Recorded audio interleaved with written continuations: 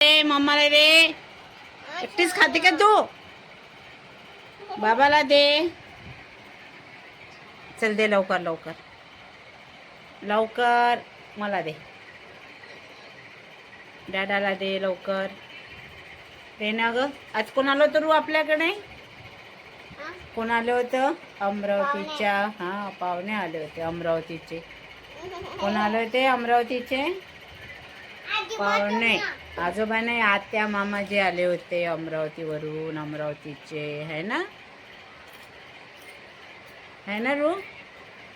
बाबा आता खर्रा चुकले केळं खासाठी. दे लवकर बाबाला.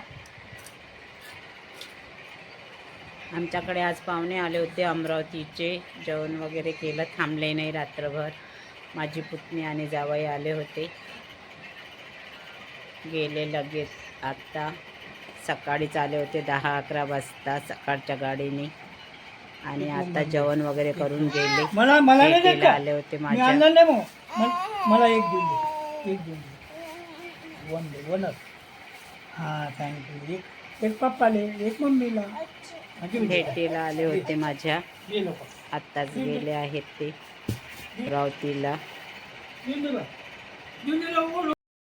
एक मी खाता हूँ म्हणा.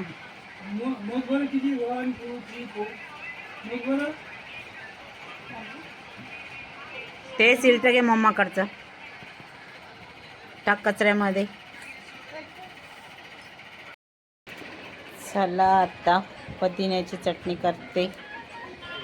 पुदिना आणलेला आहे काल रंजूने आणि स्वप्नीलने मार्केटमधून.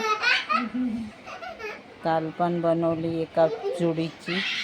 लवकरच खराब होऊन जाते हा. बघा काही काही पत्ते लवकरच काळपट पडलेले आहे याचे.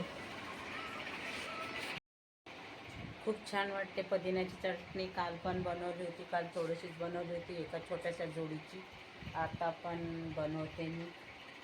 आता वाजत आहे 5:45. पाहुणे गेले आमच्याकडचे. माझी पुतणी आली होती आणि जावई आले होते भेटीसाठी माझ्या.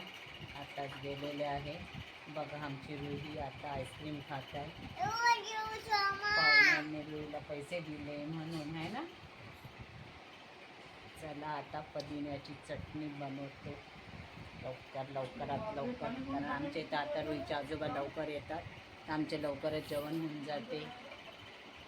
है ना रू? मला दे ना ग. हो रुई देत नाही. छान.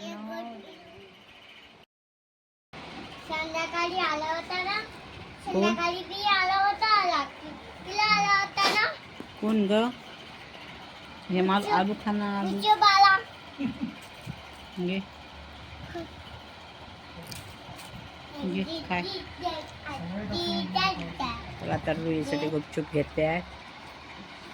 स्वप्नीलचं 9 वाजता तरी काम संपलं नाही. ऑफिसचं काम चालूच आहे अजूनही.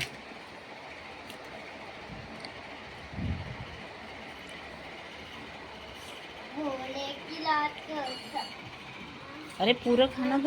आलू काढून राहिली. गुपचूपचे आलू काढून राहिली. आता 9 वाजले तरी स्वप्नेचं काम चालू आहे. आमचं जेवण झाले कारण त्याला वेळच आहे आता ऑफिसच्या कामाला. 9 वाजले आहेत बघ.